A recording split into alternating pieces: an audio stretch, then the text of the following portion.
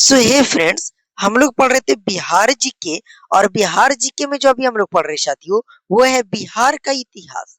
तो आप किसी भी गवर्नमेंट एग्जाम की तैयारी करते हैं तो ये वीडियो आप सभी के लिए मोस्ट इंपॉर्टेंट है। अगर आप बिहार से बिलोंग्स करते हैं तो भी आप सभी के लिए वीडियो काफी ज्यादा इंपॉर्टेंट होने वाली है। तो बिहार का इतिहास का तीसरा लेक्चर होने वाला है। तो चलिए आइए आज की इस क्लास को शुरू करते हैं। पहला सवाल है कि चौसा का युद्ध कब हुआ था। ये जो चौसा का जो युद्ध है मेरे साथियों, वह कब हुआ था? तो 1539 ईस्वी में हुआ था। चौसा का युद्ध कब हुआ था? तो 1539 ईस्वी में युद्ध हुआ था। ओके। नेक्स्ट वाला कि कनौज, जो बिलग्राम है, कनौज का जो युद्ध है वो कब हुआ था? कनौज का जो युद्ध है वो कब हुआ था? ये 1540 ईस्वी में हुआ था।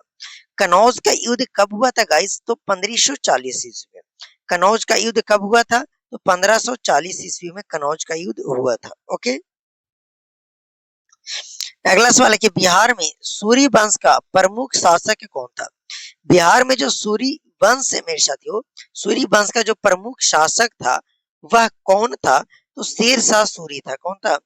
शेरशाह सूरी। बिहार में सूरी वंश का प्रमुख शासक कौन था? तो शेरशाह सूरी था। शेरशाह कौन थे? सूरी।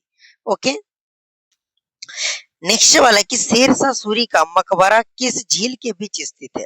शेरशाह सूरी के मकबरा जो है वो किस झील के बीच जो स्थित है? तो कृत्रिम झील। किसके? कृत्रिम झील के बीच शेरशाह सूरी का मकबरा स्थित है। ओके। अगला सवाल है साथियों कि बिहार में मुगल प्रशासन का प्रमुख केंद्र कौन था? बिहार में मुगल प्रशासन का जो प्रमुख केंद्र था वह कौन था? तो पटना था। कौन केंद्र, प्रमुख केंद्र कौन था? तो पटना। ओके। मुगल प्रशासन का प्रमुख केंद्र बिहार में कौन है, कौन था? तो पटना था। ओके। अगला सवाल है कि मुगल काल में पटना किस वस्तु के व्यापार के लिए प्रसिद्ध था? मुगल काल के जब समय था तो पटना जो है, पटना मुगल समय के जो मुगल काल का जो समय था, उस समय जो पटना था वो किस वस्तु के व्यापार के लिए सबसे ज्यादा प्रसिद्ध था? किसके लिए प्रसिद्ध था? तो अफीम के लिए। किसके लिए? अफीम के लिए। और अभी आपको पता होगा कि अफीम जो है वो इलीगल है भारत में। ओके। नेक्स्ट वाला कि बिहार में अंग्रेजों और मीर कासिम के बीच संघर्ष का प्रमुख कारण क्या था? बिहार में अंग्रेजों और मीर कासिम के बीच संघर्ष का जो प्रमुख कारण था, वह प्रमुख कारण क्या था? तो वह था व्यापारिक विशेषाधिकार। व्यापारिक विशेषाधिकार जो था, ये बिहार में अंग्रेज और मीर कासिम के बीच संघर्ष का प्रमुख कारण था। व्यापारिक और विशेषाधिकार। ओके। अगला सवाल कि बक्सर का युद्ध कब हुआ? बक्सर का युद्ध कब हुआ था मेरे साथियों? बक्सर का युद्ध कब लड़ा गया था? तो 1764 ईस्वी में। और काफी ज्यादा इंपॉर्टेंट है कि बक्सर का युद्ध कब लड़ा गया था? तो 1764 ईस्वी में। याद रखिएगा, बक्सर का युद्ध कब लड़ा गया था? 1764 ईस्वी में। नेक्स्ट वाला कि बक्सर के युद्ध, बक्सर का जो युद्ध है बिहार के किस जिले में हुआ था? बक्सर का युद्ध बिहार के किस जिले में हुआ था? तो बक्सर जिला में। बिहार, बक्सर का युद्ध जो है बिहार के किस जिले में हुई थी गाइस? तो वह आपका बक्सर में हुआ था। ओके साथियों। अगला सवाल कि बक्सर के युद्ध में अंग्रेजों का नेतृत्व किसने किया? बक्सर के जो युद्ध था उसमें अंग्रेजों का जो नेतृत्व है वह आपका किसने किया था? Hector Munro. कौन थे? कौन किया था? Hector Munro. मुनरो ने बक्सर के युद्ध के समय अंग्रेजों का नेतृत्व किया था। किसने? Hector Munro. ओके। नेक्स्ट वाला कि बक्सर के युद्ध में अंग्रेजों के विरोध पक्ष में कौन नहीं था? बक्सर के जो युद्ध में अंग्रेजों के जो विरोधी थे, विरोधी पक्ष में कौन नहीं था मेरे साथियों? तो कौन नहीं था? तो सिराजुद्दौला। कौन था? सिराजुद्दौला जो था वो बक्सर के युद्ध में अंग्रेजों के विरोधी पक्ष में नहीं था। अगला सवाल है कि बक्सर के युद्ध के बाद अंग्रेजों को, बक्सर के युद्ध के बाद अंग्रेजों को बंगाल, बिहार, उड़ीसा की दीवानी कब मिली? बक्सर के युद्ध के बाद जो अंग्रेजों को है वो बंगाल, बिहार और उड़ीसा की जो दीवानी है वह कब मिली? तो 1765 ईस्वी में। कब? 1765 ईस्वी में बिहार, बंगाल, बिहार और उड़ीसा की दीवानी अंग्रेजों को मिला था बक्सर युद्ध के बाद। कब? 1765 ईस्वी में। ओके।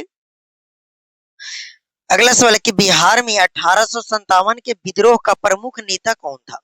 बिहार में जो 1857 का जो विद्रोह हुआ था उसमें जो प्रमुख नेता था वह कौन थे? प्रमुख नेता कौन थे? तो वो प्रमुख नेता कौन थे? तो वीर कुंवर सिंह। कौन थे मेरे साथियों? वीर कुंवर सिंह। कौन थे?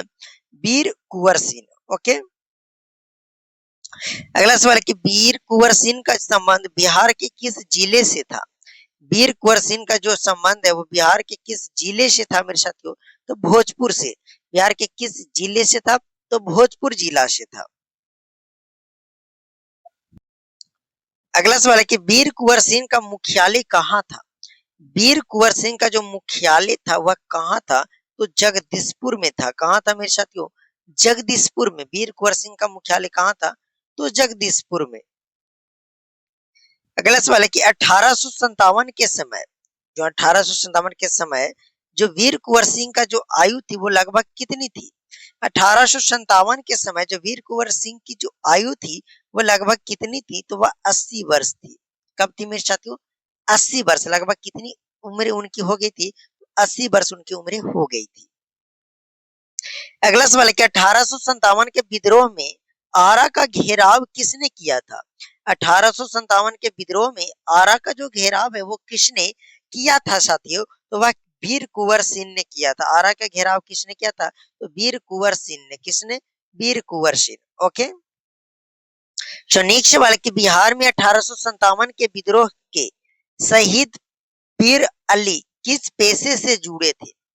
जो 18 बिहार में जो 1857 के विद्रोह के जो शहीद पीर अली जो थे वह किस पेशे से जुड़े थे? मतलब उनका क्या पेशा था? तो वह पुस्तक बेचते थे, यानी पुस्तक विक्रेता हो जाएगा। अली किस पेशे से जुड़े थे? पीर अली किस पेशे से जुड़े थे? किस पेशे से? तो पुस्तक विक्रेता से। ओके। अगला सवाल है कि पीर अली को कहाँ फांसी दी गई थी? पीर अली को कहाँ फांसी दी गई थी? तो पटना में। कहाँ साथियों फांसी दी गई थी पीर अली को? कहाँ दी गई थी? तो पटना में। अगला सवाल है कि बिहार में नील आंदोलन का प्रमुख क्षेत्र कौन था? बिहार में नील आंदोलन का प्रमुख क्षेत्र कौन था? तो चंपारण। कौन था? चंपारण। ओके। अगला सवाल है कि चंपारण सत्याग्रह कब हुआ था? चंपारण सत्याग्रह कब हुआ था? तो 1917 में। चंपारण सत्याग्रह कब हुआ था? 1917 में। ओके। अगला सवाल है कि चंपारण सत्याग्रह का नेतृत्व किसने किया था? चंपारण सत्याग्रह का नेतृत्व किसने किया था? तो महात्मा गांधी ने। किसने? महात्मा गांधी ने चंपारण सत्याग्रह का नेतृत्व किया था। अगला सवाल है कि गांधी जी को चंपारण आने के लिए किसने प्रेरित किया था? गांधी जी को चंपारण आने के लिए किसने प्रेरित किया था मेरे साथियों? तो राजकुमार शुक्ल। कौन? राजकुमार शुक्ल ने गांधी जी को चंपारण आने के लिए प्रेरित किए थे। ओके। अगला सवाल है कि चंपारण सत्याग्रह का मुख्य उद्देश्य क्या था? चंपारण सत्याग्रह का मुख्य उद्देश्य क्या था? तो उनका मुख्य उद्देश्य यही था कि नील किसानों की समस्या का समाधान। क्या था? कि नील किसानों की जो समस्या है उसकी समाधान, यही चंपारण सत्याग्रह का मुख्य उद्देश्य था। अगला सवाल है कि तिनकठिया प्रथा किससे संबंधित थी? तिनकठिया प्रथा जो है वह किससे संबंधित है? तो नील की खेती से। किससे? नील की खेती से तिनकठिया प्रथा संबंधित है। ओके, संबंधित थी। अगला सवाल है कि बिहार विद्यापीठ की स्थापना किसने की थी? बिहार विद्यापीठ की स्थापना किसने की थी? तो मजहरुल हक ने। बिहार विद्यापीठ की स्थापना किसने किया था? तो मजहरुल हक ने बिहार विद्यापीठ की स्थापना की थी। ओके। बिहार विद्यापीठ का स्थापना कब हुआ था मेरे साथियों? बिहार विद्यापीठ का स्थापना कब हुआ था? तो 1921 ईस्वी में। कब हुआ था? तो 1921 में बिहार विद्यापीठ की स्थापना हुई थी। अगला सवाल है असहयोग आंदोलन के दौरान बिहार में राष्ट्रीय शिक्षा के प्रचार में किस संस्था का महत्वपूर्ण भूमिका थी? ये जो असहयोग आंदोलन हुआ था उसके दौरान बिहार में राष्ट्रीय शिक्षा के प्रचार में किस संस्था का महत्वपूर्ण भूमिका थी? तो बिहार विद्यापीठ की। किसकी? बिहार विद्यापीठ की अधिक भूमिका थी। ओके साथियों। अगला सवाल है कि डॉक्टर राजेंद्र प्रसाद का जन्म बिहार के किस जिले में हुआ था? डॉक्टर राजेंद्र प्रसाद का जन्म जो है बिहार के किस जिले में हुआ था मेरे साथियों? डॉक्टर राजेंद्र प्रसाद का जन्म तो बिहार के सिवान जिला में हुआ था। कहाँ? सिवान जिला में डॉक्टर राजेंद्र प्रसाद का जन्म हुआ था। अगला सवाल कि डॉक्टर राजेंद्र प्रसाद का जन्म स्थान कौन सा है? तो डॉक्टर राजेंद्र प्रसाद का जन्म स्थान कौन सा है? तो जीरादेई। कौन? जीरादेई जो है इनका जन्म स्थान है। कहाँ? जीरादेई।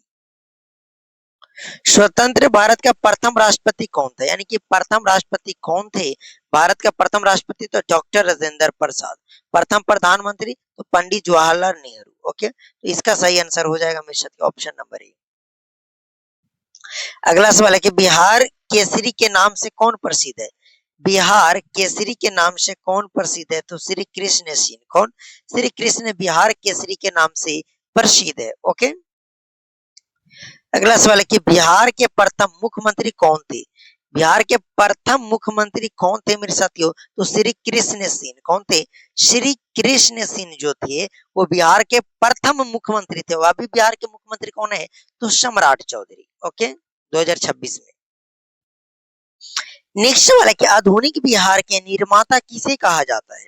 आधुनिक बिहार के जो निर्माता है किसे कहा जाता है? तो श्री कृष्ण सिंह को। किसे? श्री कृष्ण सिंह को आधुनिक बिहार के निर्माता कहा जाता है। अगला सवाल है भारत छोड़ो आंदोलन कब शुरू हुआ था? भारत छोड़ो आंदोलन कब शुरू हुआ था मेरे साथियों? तो 1942 ईस्वी में। याद रखिएगा, काफी ज्यादा मोस्ट इंपॉर्टेंट सवाल ये सब है। अगला सवाल है भारत छोड़ो आंदोलन के दौरान बिहार में किस स्थान पर समांतर सरकार बनी थी? भारत छोड़ो आंदोलन के दौरान बिहार में किस स्थान पर जो थे वह समानांतर सरकार बनी थी मेरे साथियों? तो सारण में। कहा? किस स्थान पे? बिहार के किस स्थान पे?